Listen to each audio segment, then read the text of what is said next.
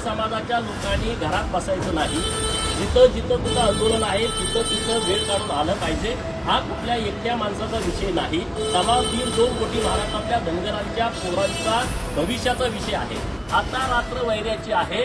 धनगर समाजाच्या सर्व लोकांना माझी विनंती आहे, तुम्ही कुठल्या पक्षात आहात, तुम्ही कुठल्या गटात आहात, तुम्ही कुणाला मानता, हे सगळं बाजूला ठेवा आणि सोमवारी केलाय की या राज्यामध्ये धनगर नावाची जमात अस्तित्वात नाही। 3 वेळा शपथपत्रावरती लिहून दिलंय, तर तशा पद्धतीचा जीआर सरकारनं काढावा आणि महाराष्ट्रातील धनगर समाजाच्या मुलाच्या हातामध्ये एसटीचा दाखला द्यावा। आंदोलन राज्यभरामध्ये झालेली आहेत, तरी सुद्धा आज मी तुमच्यासमोर बोलतोय त्या दिनांकापर्यंत धनगर समाजाच्या एसटी आरक्षण अंमलबजावणीचा प्रश्न मिटला नाही। राज्य सरकारनं आम्ही सातत्यानं मागणी करतोय। 2019ला माननीय मुख्यमंत्री तत्कालीन देवेंद्रजी फडणवीस साहेबांनी जे ॲफिडेव्हिट दिलं होतं हायकोर्टामध्ये की धनगर जमात राज्यामध्ये अस्तित्वात नाही आहे, ते धनगर आहेत आणि आमच्या सगळ्या लोकांचं हेच म्हणणं होतं की धनगर राज्यात नाही, तिथं धनगर आहेत, आम्हाला एसटीचे दाखले देण्यास सुरू करा। आणि तेव्हापासून आतापर्यंत वेगवेगळ्या टप्प्यामध्ये आम्ही लढाई लढतोय। हायकोर्टामध्ये ही लढाई ताकदीनं लढली गेली, परंतु तिथं सुद्धा आम्हाला अपयश आलं। धनगर जमातीच्या काही लोकांनी धनगराचे दाखले काढल्यामुळं हायकोर्टानं आमची याचिका रद्द केली।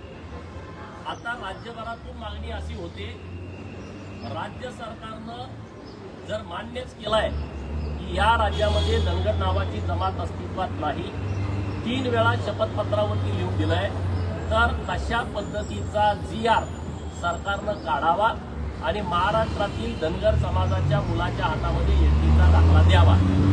यासाठी गेल्या 6 महिन्यापासून वेगवेगळ्या ठिकाणी वेगवेगळी आंदोलनं सुरू आहे। आता सध्या पंढरपूर आणि लातूरला गेल्या 12 दिवसापासून उपोषण सुरू आहे। समाजाची मागणी तीव्रतेनं वाढतीये। आम्ही सरकारकडे ही विनंती केली, काल समितीची बैठक झाली, रविवारी माननीय मुख्यमंत्री महोदयांच्या सोबत बैठक झाली, आज परत एक बैठक होतीये आणि आम्ही त्या बैठकीमध्ये कालच्या सगळी कागदपत्र ही सरकारकडे दिलेली आहेत की आदिवासी जमातीच्या आरक्षणाला कसलाही धक्का न लावता धनगर समाजाला आरक्षण देता येतंय। कारण मागच्या महिन्या 1.5 महिन्यापूर्वी सुप्रीम कोर्टानं 6-1 या बेंचनं या देशातल्या एससी आणि एसटी आरक्षणामध्ये उपवर्गीकरण करण्यासाठी मान्यता दिलेली आहे आणि उपवर्गीकरण करण्याचे अधिकार हे राज्य सरकारला दिलेले आहेत। आदिवासी जमातीच्या नेत्यांच्या मी गेल्या 3-4 दिवसांपासून वेगवेगळ्या माध्यमातून, इलेक्ट्रॉनिक मीडिया असेल, प्रिंट मीडिया असेल किंवा सोशल माध्यम असेल, त्यातून मी त्यांचे बाईट ऐकतोय। तर त्यांचं म्हणणं काय आहे की आदिवासीच्या आरक्षणाला धक्का न लावता जर महाराष्ट्रातल्या धनगर जमातीला एसटी आरक्षणाची अंमलबजावणी केली तर आमचा कोणताही आक्षेप नाही। आणि तशीच मागणी आम्ही राज्य सरकारने केली की तुम्ही आम्हाला त्यांना हे करा, आम्हाला बी करा।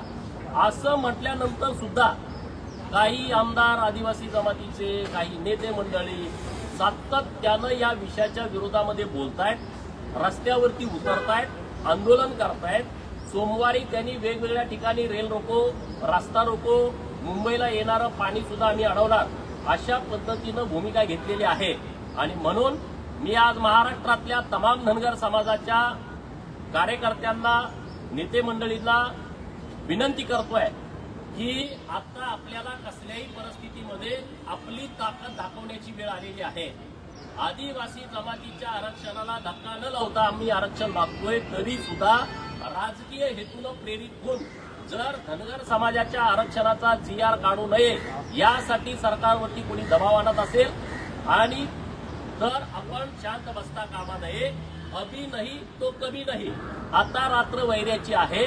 धनगर समाजाच्या सर्व लोकांना माझी विनंती आहे, तुम्ही कुठल्या पक्षात आहात, तुम्ही कुठल्या गटात आहात, तुम्ही कुणाला मानता, हे सगळं बाजूला ठेवा आणि सोमवारी 23 तारखेला सकाळी 11 वाजता महाराष्ट्रामध्ये मोठा रस्ता रोको करा।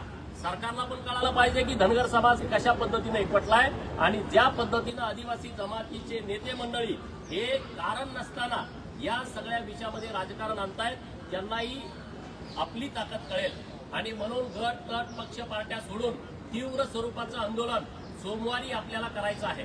कारण आता ही बोलायची वेळ का आली? आज आम्ही व्यवस्थितपणे संविधानिकपणे सरकार म्हणतोय धनगर राज्यात नाही, आम्ही म्हणतोय तिथं धनगर आहे तर GR काढा. हायकोर्ट सुप्रीम कोर्टानं तशा पद्धतीनं उपवर्गीकरण करण्यासाठी राज्य सरकारला मान्यता दिलेली आहे. असं व्यवस्थितपणे संविधानिकरित्या आम्ही सगळं मागत असताना जर कोणी या गोष्टीला विरोध करत असेल आणि सरकार पण वेळकाढूपणा करत असेल तर सरकारलाही आमचं सांगणं आहे की जे बाबरा गावातल्या धनगरांचे दाखले रद्द करण्यासाठी मुख्यमंत्री महोदयांनी स्ट्रिक्टली सूचना देऊन सुद्धा अधिकारी त्या पद्धतीनं कारवाई करत नाहीत. तात्काळ ती 5 धनगराची सर्टिफिकेट तात्काळ रद्द झाली पाहिजे आणि म्हणून आम्ही सगळेजण आणि GR काढण्याच्या संदर्भामध्ये सरकारनं तात्काळ भूमिका घेतली पाहिजे. जी आता प्रोसेस चालू आहे त्या प्रोसेसला आम्ही तर पाठिंबा देतोय. जी काही सगळी कागदपत्र देण्याची आवश्यकता आहे ती आम्ही जिथं जिथं तुम्ही मागाल ज्या ज्या पद्धतीनं पाहिजे त्या त्या पद्धतीनं आम्ही सगळं सरकारकडे देतोय. त्यामुळं तात्काळ खोटे धनगरांचे दाखले रद्द करणे आणि धनगर समाजाच्या ST आरक्षण अंमलबजावणीचा GR काढणे याबद्दल सरकारनं तात्काळ भूमिका घ्यावी. सरकारनं सगळ्या अधिकाऱ्यांना स्ट्रिक्ट सूचना द्याव्यात आणि त्याची अंमलबजावणी करण्याच्यासाठी पाऊल उचलावं. ज्या पद्धतीनं आदिवासी जमात अग्रेसिव्हपणे सरकारच्या विरोधात आणि धनगर समाजाच्या विरोधामध्ये भूमिका घेते तर त्याला उत्तर देण्याच्यासाठी महाराष्ट्रातल्या धनगरांनी सोमवारी 23 तारखेला आपली ताकद तालुका असेल, जिल्हा असेल किंवा कुठलाही एखादं मोठं गाव असेल, तिथे एखादा फाटा असेल, तो राज्यमार्ग असेल, तो राष्ट्रीय मार्ग असेल, जिथं कुठं जमेल तिथं शांततेच्या मार्गानं आपण हे रास्ता रोकोचं आंदोलन करायचं आहे. पहिल्या टप्प्यामध्ये आपण हे आंदोलन करू, दुसऱ्या टप्प्यामध्ये काय करायचं ती आम्ही भूमिका सांगू. पंढरपूरमध्ये आमच्या पोरांचा आता जीव चाललाय, लातूरमधली पोर आज 12वा दिवस उपोषणाचा आहे. तर सरकारनं तात्काळ या सगळ्या विषयावरती गंभीरतेनं दखल घ्यावी अशी मागणी आपल्या माध्यमातून माझी राज्य सरकारकडे आहे. आणि आदिवासी नेत्यांना पण माझी विनंती आहे, तुम्ही जर चुकीच्या पद्धतीनं असं करत असाल, माहोल खराब करण्याचं काम करत असाल तर मग आम्हाला सुद्धा रस्त्यावरती नाईलाजास्तव उतरावं लागतंय आणि परत आणि हे आंदोलन तीव्र करण्याची वेळ हे महाराष्ट्रातील धनगर जमातीवर येऊ नये एवढी मला त्यांना विनंती करायची. पडळकर साहेब, तुम्ही सातत्याने या विषयामध्ये पाठपुरावा करताय, सुरुवातीपासून तुम्ही पाठपुरावा करताय या विषयाचा, धनगर आरक्षणाचा.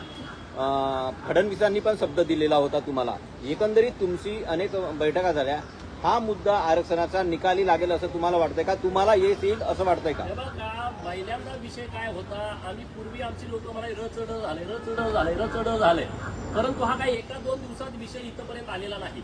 गेली 5-7 वर्ष महाराष्ट्रामध्ये तहसीलदार, जात पडताळणी समितीचे प्रमुख आणि जिल्ह्याचे जिल्हाधिकारी, तहसीलदारांच्याकडून तुम्ही धनगरांना जातीचा दाखला दिला आहे का? जात पडताळणी समितीकडे तुम्ही धनगराचा एखादं एसटी सर्टिफिकेटला जात पडताळणी प्रमाणपत्र दिलं आहे का? आणि कुठल्या जिल्हाधिकाऱ्यांना राज्यातल्या सगळ्या तुमच्याकडं 2011, 2001, 1991, 1981, 1971, 1961 असं पाठीमागपर्यंत जनगणनेमध्ये धनगरांची संख्या तुमच्याकडे किती नोंद आहे हे जेव्हा कागदपत्रावरती आणलं आणि आम्ही एक आंदोलन केलं होतं अखेरचा लढा धनगर आरक्षणाचा, त्यामध्ये आम्ही फक्त कागदावरती बोलत होतो. सरकारकडे आम्ही भूमिका मांडली, धनगर राज्यामध्ये अस्तित्वात नाही याचे हे माहिती अधिकारामध्ये घेतलेले सगळे पुरावे आहेत. राज्यातल्या सगळ्या तहसीलदारांनी आणि जात पडताळणी समितीच्या प्रमुखांनी आम्हाला दिलं होतं की हे की धनगराचा दाखला दिलेला नाही आणि मग राज्य सरकारनं पहिल्यांदा ॲफिडेव्हिट दिलं की धनगर राज्यात नाही. ही खरं तर आमची पहिली लढाई आम्ही जिंकलो आणि आता टप्प्याटप्प्यानं परत 2 ॲफिडेव्हिट सरकारनं हायकोर्टामध्ये दिली. दुर्दैवानं हायकोर्टामध्ये आमच्या विरोधात निकाल गेला. त्याचं कारण की धनगर समाजाच्या 5 लोकांनी, जे छत्रपती संभाजीनगर जिल्ह्यातील फुलंब्री तालुक्यातील बाबरा नावाचं गाव आहे, तिथं खिलारे म्हणून आमचे धनगर समाजाचे लोक आहेत, आमचे नातेवाईक आहेत आणि त्यांच्या पूर्वजांनी रच्या जागी ओव्हर रायटिंग करून केलं आणि त्यांनी धनगराचा दाखला काढला आणि दुर्दैवानं त्याला जात पडताळणी प्रमाणपत्र मिळालं. मग हायकोर्टाने उल्लेख असा केला की तुम्ही म्हणताय की धनगर जमात राज्यामध्ये एक ही नाही. राज्य सरकारनं आम्हाला ॲफिडेव्हिटवरती हायकोर्टामध्ये दिलं की धनगर राज्यामध्ये एक नाही. हे 5 दाखले इतर राज्यामध्ये धनगरांचे आहेत, त्यांना जात पडताळणी प्रमाणपत्र दिलेलं आहे ते जोपर्यंत रद्द होत नाही तोपर्यंत महाराष्ट्रात धनगर नाही असं आम्ही म्हणू शकत नाही. म्हणून आमच्या विरोधात निकाल गेला. आता परिस्थिती बदलते. आम्ही आता त्याचा सगळा पाठपुरावा केलाय. राज्य सरकारनं सूचना दिली की त्या धनगरांचे दाखले रद्द करा. मला तीच विनंती करायची की तुम्ही तात्काळ दाखले रद्द करा, म्हणजे आमची सगळी परिस्थिती एकदम क्लिअर होते. त्यामुळे ही टप्प्याटप्प्यानं आम्ही आता धनगर आरक्षण अंमलबजावणीच्या जवळ जातोय असं आम्हाला सगळ्यांना वाटतंय.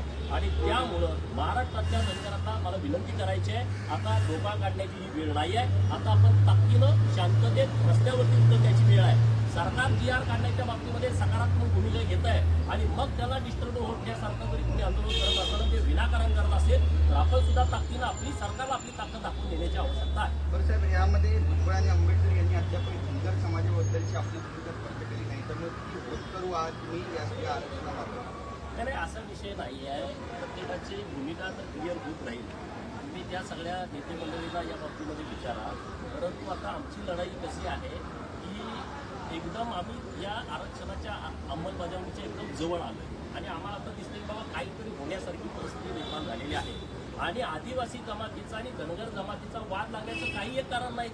आता स्पष्ट जर संकेत सुप्रीम कोर्टानं दिले असतील, त्यांना हे करा, आम्हाला बी करा. त्यांचं 7% आरक्षण आहे ते वेगळं ठेवा.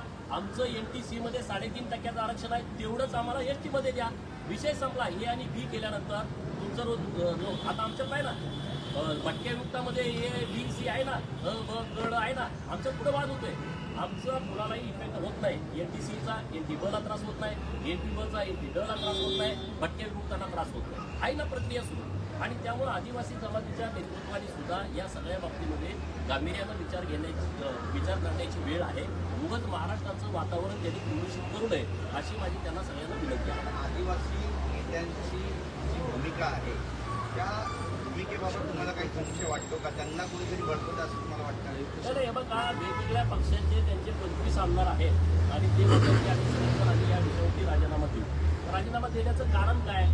जर धनगर जमात ही ST मूळ आरक्षणाला धक्का लावणारी नसेल आणि त्यांचं आरक्षण वेगळं देणार असेल सरकार, तर त्यामधलं टेन्शन घ्यायचं, आंदोलन करायचं, इशारा द्यायचा, राजीनामा देतो म्हणायची काही गरजच नाही असं माझं मत आहे. आणि जर वाटलं तर आदिवासी नेते मंडळी, आमच्या धनगर नेते मंडळीला तुम्ही बोलवा, सरकार, माननीय मुख्यमंत्री, उपमुख्यमंत्री, आम्ही एकत्रच बसू, चर्चा करू. आम्हाला कुणावर अन्याय करायचा नाही आहे. महाराष्ट्रातील धनगर जमातीचा हा स्वभाव नाही की कुणावरती अन्याय करणं, दादागिरी करणं, कुणाचं तरी हिसकावून घेणं हा आमचा स्वभाव नाही आहे. त्यामुळं सुप्रीम कोर्टानं निर्णय दिल्यामुळं आता हे मार्ग बऱ्यापैकी महाराष्ट्रातील धनगर समाजाला वाटतंय की वेगळ्या पद्धतीनं हे आणि बी होऊ शकतं आणि त्यासाठी आम्ही ताकदीनं आता रस्त्यावरची पण लढाई लढतोय आणि सरकारचं पण सातत्यानं आम्ही पाठपुरावा करतो. अभी नाही तो कभी नाही म्हणताय, नेमका इशारा काय समजायचा? निर्वाणीचा इशारा आहे का? धनगर समाजाच्या लोकांनी घरात बसायचं नाही. जिथं कुठं आंदोलन आहे तिथं वेळ काढून आलं पाहिजे. हा कुठल्या एकट्या माणसाचा विषय नाही. 1.5-2 कोटी महाराष्ट्रातल्या धनगरांच्या पोरांचा भविष्याचा विषय आहे.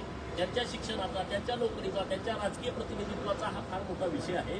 त्यामुळं त्यांनी काही काम न करता या सगळ्या विषयामध्ये, म्हणजे काम तर तुमचं केलं पाहिजे पण त्यामध्ये थोडा वेळ काढून तुम्ही या सगळ्या विषयाला वेळ दिला पाहिजे.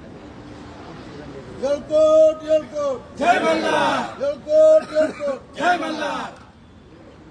आवाज माणदेशाचा, माणदेशातील प्रत्येकाचा. माणदेश प्राईम सबस्क्राईब करा आणि अपडेट रहा. नवीन व्हिडिओच्या नोटिफिकेशनसाठी बेल आयकॉनचं बटन दाबा. धन्यवाद.